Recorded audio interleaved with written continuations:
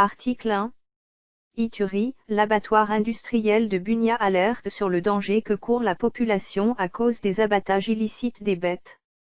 Plusieurs abattages illicites se font actuellement dans différents quartiers de la ville de Bunia, chef-lieu de la province de El Ituri. Cette dénonciation a été faite le mercredi 3 juin 2020 à 7sur7.cd, par l'abattoir industriel de la ville précitée.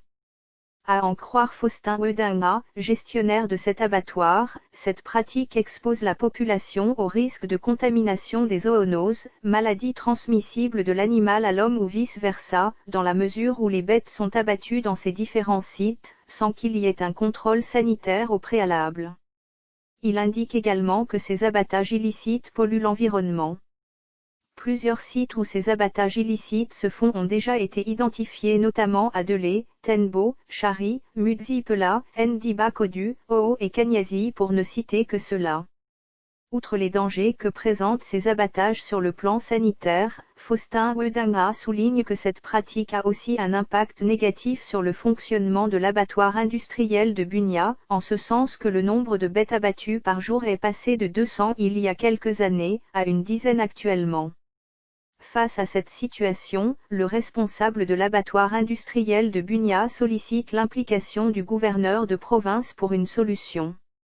Il sied de noter que cet abattoir existe depuis 1958 et était classé jadis deuxième en Afrique, après celui de Douala au Cameroun.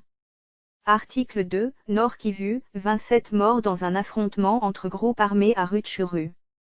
Au moins 27 rebelles ont été tués dans un affrontement qui a opposé la milice Nduma Defense of Congo Rénové, NDCR, aux rebelles des Forces démocratiques pour la libération du Rwanda, FDLR, le mercredi 3 juin 2020 dans le territoire de Rutshuru au Nord Kivu, et de la RDC. D'après Désiré Gabo, porte-parole du NDC Rénové qui donne l'information à 7sur7.cd, ces 27 personnes tuées étaient du côté des rebelles FDLR, 7 armes Alaska 47 ont également été récupérées et plusieurs blessés enregistrés dans les deux camps. En riposte aux multiples attaques des FDLR, nous avons lancé une offensive depuis le mercredi dans la matinée dans le territoire de Rutshuru en chefferie de Bwito, groupement Bukombo, localité Chaemba et Machango.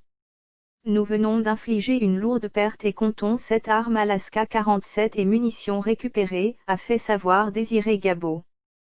La même source affirme que l'un des grands leaders des FDLRL, le colonel Pascal, a été grièvement blessé dans ces combats et conduit à l'hôpital de Mweso dans le Masisi. Une information confirmée par des sources de la société civile locale, contrairement à l'armée congolaise qui promet de réagir, dans les prochaines heures si c'est nécessaire. Le porte-parole des FARD au Nord Kivu affirme cependant que tout ce qui importe pour l'armée congolaise, c'est la poursuite des opérations militaires de grande envergure pour la neutralisation de tous les mouvements rebelles.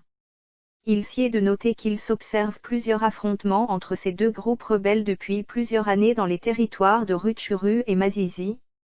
Le NDCR a récemment manifesté sa volonté de déposer les armes auprès des autorités congolaises à condition que ces dernières éradiquent le phénomène FDLR. Source, 7sur7.cd